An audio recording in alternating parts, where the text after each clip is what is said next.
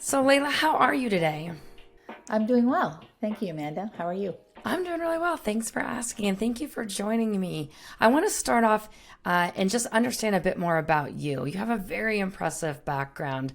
Can you talk about your career journey and how you got to where you are today? Sure. It's a big question. I went to business school at Haas at UC Berkeley, and I graduated in 1998. And that was the beginning of the first internet bubble, as maybe you'll remember. I'm not sure how old you were around that time, but there were a lot of opportunities. And I had spent the previous 7 years as a recruiter, and I really wanted to try to move out of recruiting and move into more of a central or strategic business role. And there were all these crazy .coms that were popping up, and I had the opportunity to work for Webvan, which at the time was sort of the poster child of the first internet bubble. Goldman Sachs put all this money into it, and it was a last mile delivery to the consumer, the groceries, and of course it imploded. It was just an idea before its time. But my 8 months as the director of recruiting there made me an expert in e-commerce, and so then I got the opportunity to go to the very first iteration of Walmart.com. Walmart at the time had been trying to build a website since 95. It was still very early days, and they couldn't get the talent they needed in Bentonville, Arkansas. So they decided they would open up a Walmart.com out here in the Bay Area. And I was employee number 7. And I worked for Gene Jackson, who was the CEO from Banana Republic. And after a year building the company to 250 people, she said, "Hey, why don't you consider the HR role? You've been doing it." And my first impression was, "Oh, no, no, no, I'm not an HR person. I'm a business person." And, thank goodness I took the role, because it really ended up being a really wonderful career for me. And what I didn't see then that I recognize now is that HR was really going through an inflection point. I think before the 2000s, it was pretty downstream compliance, more compliance and administrative focused. And then I think with the internet and all this focus on talent, and there was a statistic that was going around at the time that said that a really good engineer versus just an okay engineer could improve your revenues by 10x. So then with all this focus on talent, all of a sudden the competencies in HR around learning and development and talent acquisition, they began to be more important. And that was what I really loved to do. So I had a chance to do that. We built Walmart.com from zero to about $650 million. And after about 7 years, all roads led to Bentonville, Arkansas. And I didn't want to move to Arkansas. So I reached out and learned about the chief people officer job at Peet's Coffee and Tea, and was the chief people officer there for the next 7 years. Really, that's where I learned and honed my craft, working for a public company. And then I took a little bit of a break, came back, did about 7 years in private equity and human capital, and then most recently at Allbirds, where I was able to lead through the pandemic and everything that's happened over the last few years. So 3 big HR roles in operating companies, all kind of at slightly different phases, or startup to high growth. One that was a subsidiary of the Fortune 1 company at the time, one that was a public company that went private, and then the last, a private company that went public. So I've seen different iterations. You've had your hands in some really impressive companies. Walmart.com, I mean, that's still going really strong today. They're trying to rival Amazon if they aren't already. So that's pretty impressive. Yeah, I think they call it Walmart e-commerce now, or yeah, they don't call it Walmart.com anymore. Yeah, it's fully integrated into Walmart Inc. now. Yeah. So we're going to move us into our first segment, story time. Welcome to Story Time. Story Time. Let me tell you a story. Among those other accomplishments you just spoke of, You're also an author. You recently released a book in 2021 called Strong Like Water. What inspired you to write that book? Oh, about a dozen years ago, when I was at Peet's, I was in my first year, really learning how to be, a leader and an executive. And I was a new mom. I had a little girl that was 2 years old. And in the following 4 or 5 years, I ended up losing my husband, my father, and my mother in pretty quick succession. And that was really the first time I had ever experienced that level of loss in my life. So up until that point, I'd never really allowed myself to go deep in any sort of icky feelings, anything less than happy and positive. And if anything negative did happen, I just sort of ignored it or intellectualized it or reframed it to the positive. I was very, very good at that. And it's not like those are bad qualities, but I really ended up using them as coping mechanisms to deal or not deal, as it were, with the messiness of life. And when I suffered those losses, it was very clear to me I just had to get real. I couldn't fake what I was going through for probably the first time in my life, if not for me, but so I could model what healthy grieving looked like for my little girl. And so the original motivation in writing my story was that I didn't want to forget the details of everything that had happened so that I could tell my daughter, Nadia, the story as she got older. But as I made my way through the losses, having to keep it together and raise a child alone, I realized that I couldn't compartmentalize my feelings anymore and keep my personal and professional life separate. And the more I brought those two things together, the more I started to drop my facade, my sort of happy, no matter what was going on. And I started to write down insights I was having and how differently life was showing up for me, much more authentically, conversations that were a lot more intimate, vulnerable, much more fulfilling. And when I shared with friends some of these things I was experiencing, more often than not, they would say, "Oh yeah, me too, I do that. Oh yeah, that really resonates with me." And that's when I started realizing, you know what? The details of my story might be very specific to me, but we are all on the same journey in life, I think. It's this inner journey back to our true and authentic selves, right? We're born in our true essence, and then we sort of develop personalities and defense mechanisms and coping mechanisms to hide the things that we think don't serve us. And we live sort of this fragmented life until something shakes us into recognizing that, oh no, actually, this is only a part of me. And it's a little stressful and it's inauthentic. And then we start bringing back all those pieces that we had cut off from ourselves. And so I thought if I could tell my story around that realization for me and how I have tried to become more whole and live a more wholehearted life, then perhaps it could resonate with others that might be in a similar place or struggling with something that I was struggling with. And that's kind of what's happened. Wow, that's an amazing story. Do you mind if we kind of dig into that a little bit? I have a lot of questions about the book, and I'd love to get your thoughts on it. Well, let me start with what do you want people to take away if they were to go out and get Strong Like Water? What do you hope they take away from it?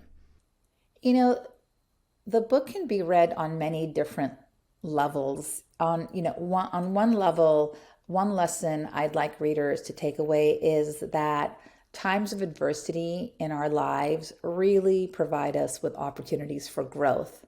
And if we allow ourselves to be present and really feel what's coming up and not denying it, and allowing ourselves to feel the pain associated with loss rather than making you weak does actually make you more resilient and stronger. It's counterintuitive, but it's true. I think another layer on this is, as a woman working in business, it's easy to adopt the more patriarchal examples of power, strength, aggression, driving for results, and lose touch with the other side of the coin, the more traditionally feminine qualities. And I'm not talking about gender here, it's sort of the yin and the yang, right? Tenderness, nurturing, compassion, that I think can be every bit as powerful as the driving and the aggression. And the key is how you combine them skillfully. That was my journey. I only knew one expression of power, and it was the one that I was looking around. I'm like, okay, that's how these guys are acting. I'm going to do that too. And I think on the deepest level, I would love for readers to feel that self-forgiveness and self-love are really the paths to accepting ourselves. And if you allow yourself to stay present to what life brings you, then you'll really be able to experience the full beauty alongside the pain of whatever life brings. And I would like them to learn, as I did, that leaning into the resistance we all feel when we're scared or nervous or just don't want to deal with something is what will ultimately set us emotionally and spiritually free. I love that lesson. I just want to relate to that for a second. I know you spoke about, the loss you had, but I know I've been in a position where feeling that loss. And I remember consciously making the decision that I'm going to live in this because there's no easy way out of it. So I'm going to accept it. And I think that's the fear. I know that for a second I had like, it feels weak and vulnerable and awful. Like I'll never climb out of this. But when you do, but I just made the decision. There's no way through this other than working through it. There's no easy way out of it. I mean, you're way smarter than I am. I fought it. It was a street fight.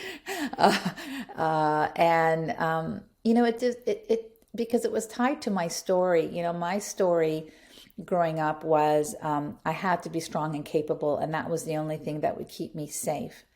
And subconsciously, I was worried, scared that if I didn't show up sort of really powerfully, that I would lose all my agency. And when your story becomes your identity, considering shifting that is really scary, because it feels like, well, if I'm not that person, then who am I? Right? It's like losing your identity in a way. Yeah. Mine was, I was afraid it would manifest in ways that would be even worse if I didn't just face it. Just like really like it's going to come out somehow. And I honestly felt like, as part of that like power image thing, is I don't want other people to see it in ways that I can't control, and maybe right, wrong, or indifferent. So I'm just going to work through it. And it's only mine really to own and deal with. And the only way through it is to face it and move on. And then other people won't have to deal with it with me. That's really smart. It's true, because the only way out is through, right? I think Thich Nhat Hanh says that. Yeah, exactly. Well, talk about, and the book title, and I can't recommend this book enough. I've had it here. And the first sentence on the front, that subtitle, How I Found the Courage to Lead with Love in Business and in Life.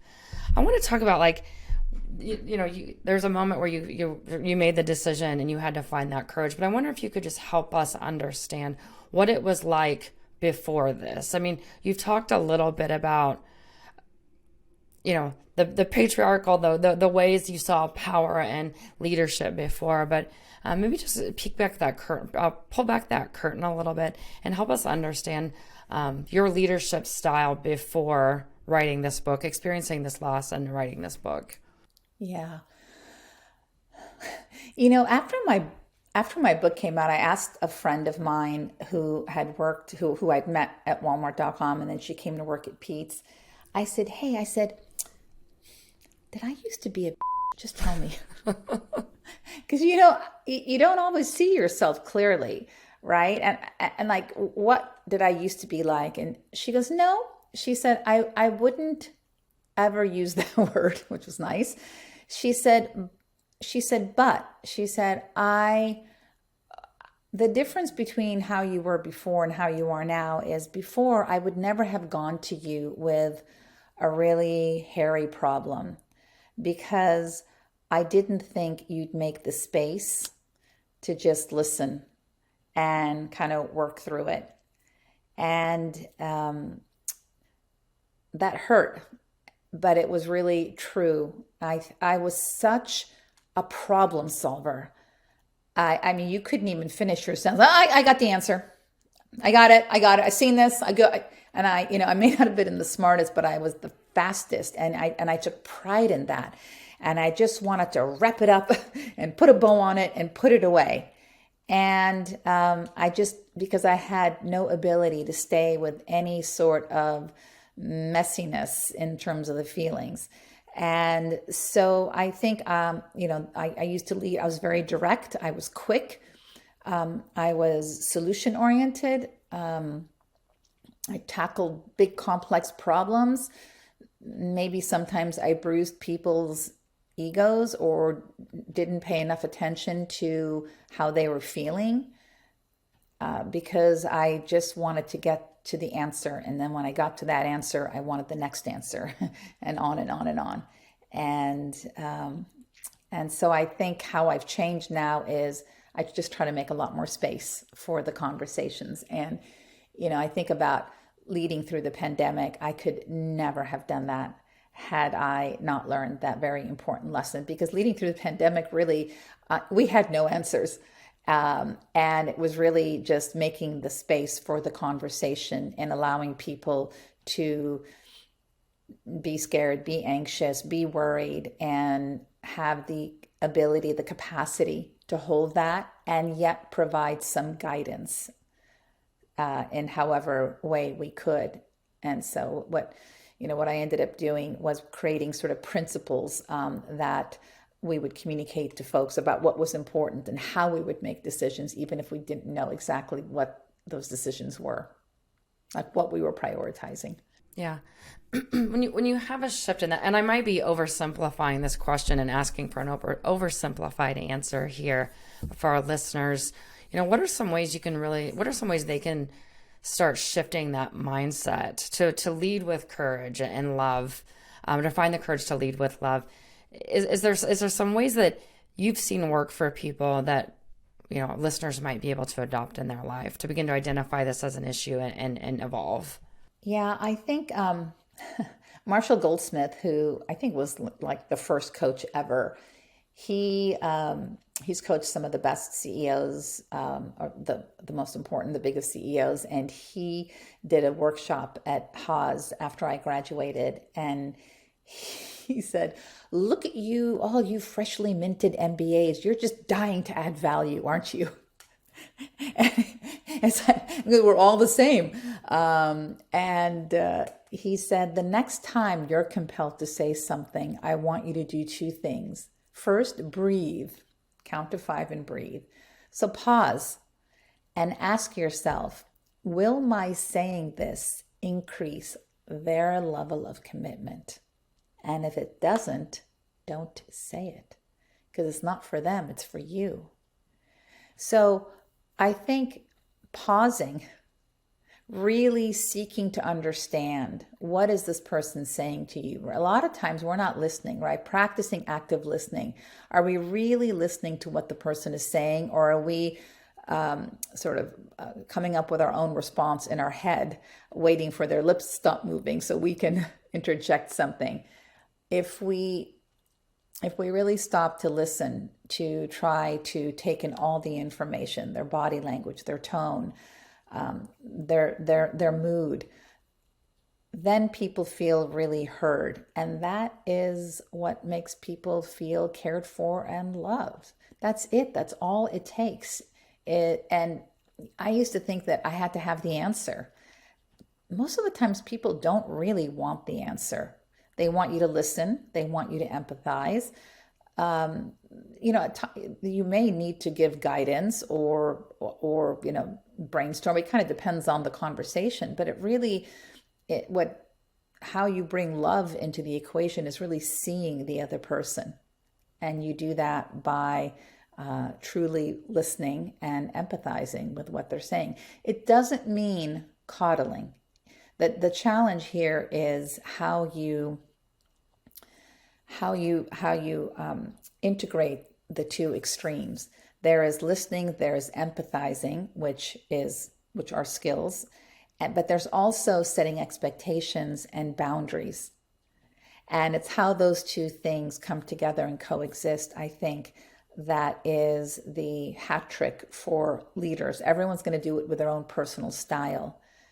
And what I've seen is it's much easier to be sort of command and control and sharp elbowed. And it's also easy to be a little bit like a den mother. Everything is fine, but nothing gets done.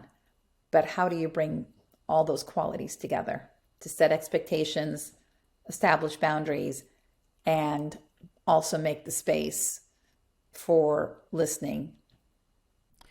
As I'm listening to you tell that, or talk about that, and I hope that this is appropriate, but I get images in my head when you say like sharp elbows versus den mother, right? I automatically think of gender, right? So what degree do you think, or do you see like gender education background playing a role in this? I mean, it's a great question. And I think it's an 80-20, 20-80. I had very naturally more what would be called masculine leadership traits, right? I was very comfortable pushing back. I was very comfortable being direct. And, I'm a woman. And there are lots of men that are much softer in their approach. So it's not strictly men and women, but I think it's kind of an 80-20. And I also wonder, I don't know this to be true, but I think things have changed so much in the last 10 years. But, 30 years ago, it was definitely much more top-down, hierarchical, and a lot more men than women in senior roles. And so I think for women like us that came up in that environment, you see more of us that are able to go toe-to-toe like that in those more senior roles. My sincere hope is that that is changing. And I see it changing already, because I see even male leaders now leading in a much softer, more balanced way. And so I think that's part of what's come out of the pandemic, and also all the social unrest and the fact that we're talking about unconscious bias. We're a lot more aware of what some of these, traits have been that no one would talk about before. And now I think we're becoming more aware of them and trying to be a little more sensitive. Yeah. So let's talk a little bit about that. Early 2000s, you were at Walmart.com. You sort of already spoke about that. Then you went on to Peet's as the chief people officer. And I'm just wondering, over time, what have you seen differences within these companies, or just trends along time that you can talk about that's helped companies be successful? Yeah, it's funny. When I went from Walmart to Peet's, I became much more popular in the Bay Area. Nobody wanted to talk to me when I was at Walmart. And Peet's was so beloved. And I mean, politically, and culturally, the two companies could not have been any different, in that Walmart was very right-leaning, headquartered out of Arkansas, and Peet's was very left-leaning, it was founded in Berkeley. Walmart was more focused on operational excellence, Peet more focused on product quality, and both companies had really strong values focusing on doing the right thing, respect, and care. And their cultures were real assets and enablers to their mission and their strategy. At the same time, even though their cultures were leaned to different directions, I saw very quickly how having a strong culture can be a little bit of a double-edged sword in a way, because the values tied you together, but they also became a reason or an excuse not to change. And I heard the same thing from my, barista in the Berkeley store that I did from a Walmart executive, or, oh, we don't do that here. That's not our culture. And so I think it's interesting. Everyone wants a strong culture, especially now. People really recognize how that could be the real difference maker in how people show up, how they work with each other, the values you align to. The other side of that is making sure that you don't use that as an excuse not to continue to evolve, because we live in a dynamic world. Yeah. It feels like culture is interesting. Companies are very focused on culture. They want to create a good culture, a good employee experience. And as you're just talking about that, and this may be sort of just left field question, but it feels like a lot of companies are striving for like the same culture. Like, they want to have, beers in the fridge, ping pong tables, or, it feels like there's a couple good examples that have worked. They look at the sort of the flexibility of maybe like a Google, and then people try to match that. But in reality, like sometimes it doesn't match that. Do you think there's a lot of danger in a lot of people trying to match this like perfect idea of what they think the perfect employee culture is, but then not being able to deliver it? Yeah, that's really well said. It matters more that what your stated values are mirror the felt experience than what those stated values are. There's there's a sort of a cognitive culture, which is what you say your values are, and the stated words, and then there's the emotional culture. It's like, okay, but how does it feel? How are people talking to me? How are we relating to each other? And the greater the dissonance between those two things, right? That's where you run into issues, because then employees are like, well, we say it's this, but what I'm seeing is this. And that's where trust breaks down. And so it actually hurts you to have these beautifully well articulated values and the accoutrements that come with whatever you think employees are looking for, lunch, free lunches, or workout, rooms. But you're not able to talk to your manager. You're not clear on what your role is. You don't, conflict is swept under the rug, so it becomes passive aggressive. It's all of those things. It's your felt experience, really, that is the true culture. And the other things become like window washing, and that actually ends up hurting you, because then that's, like I said, you lose the trust.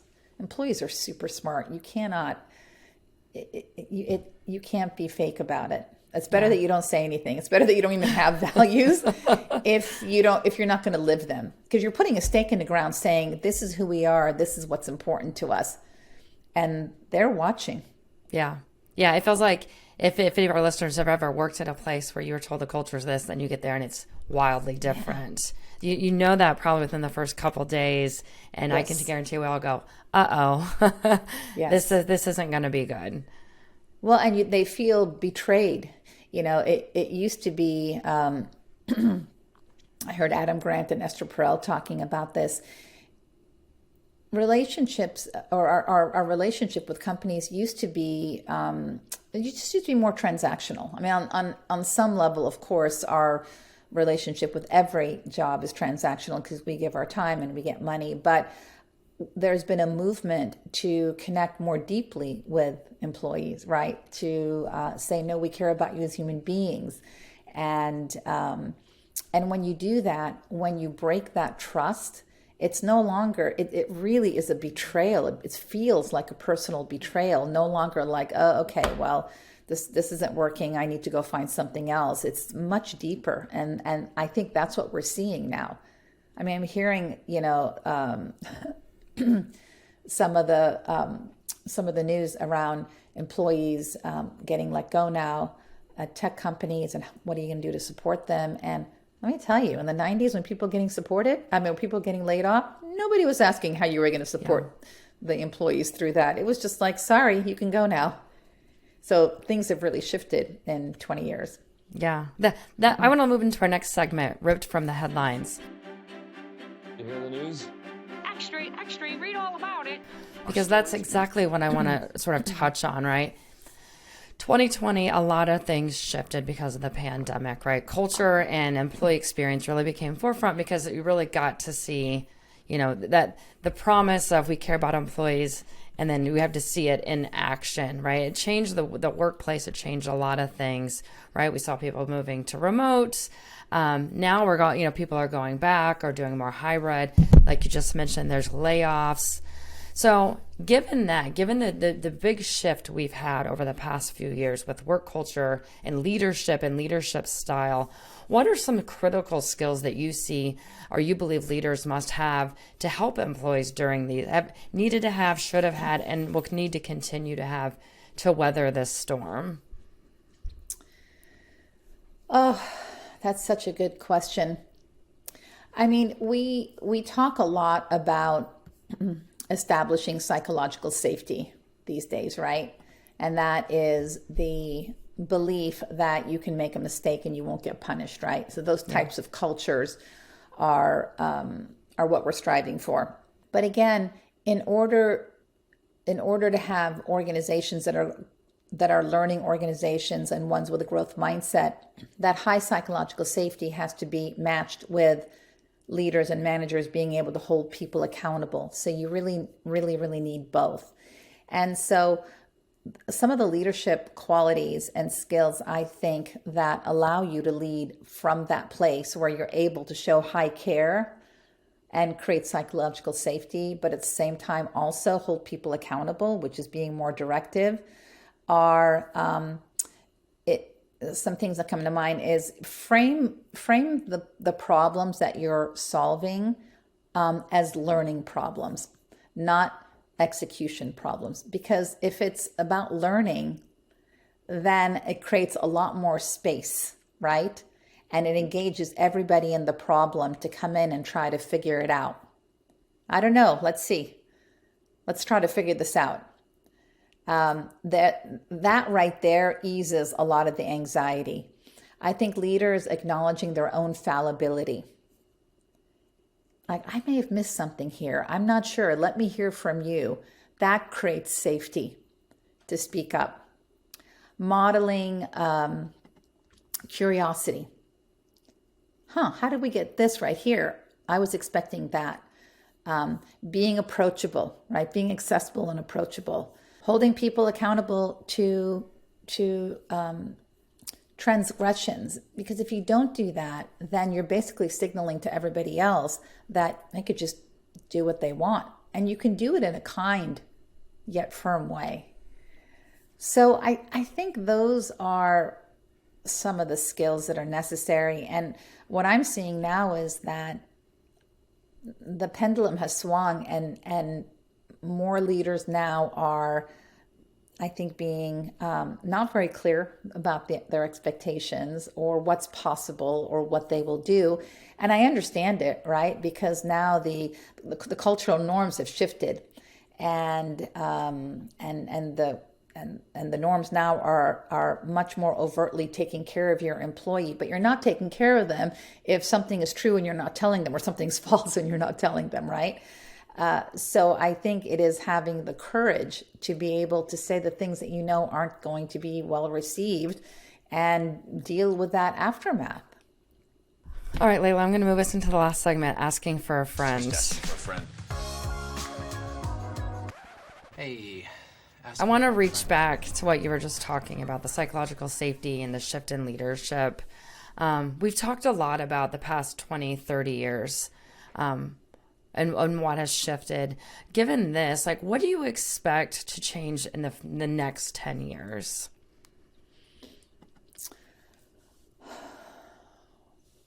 I think flexibility is here to stay. Thank God.